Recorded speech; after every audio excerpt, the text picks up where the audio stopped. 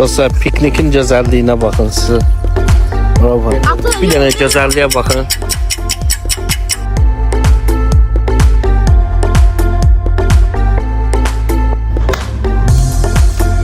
Herkese selam. Hello.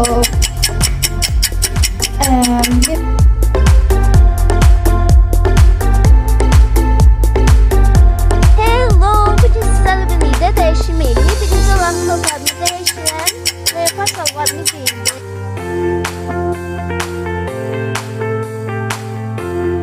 Deməli qızlar, Astara Moldan Zeyd üçün bir neçə parça bəyənmişəm, amma seçim arasında qalmışam. Mənim bir seçim eləməyə kömək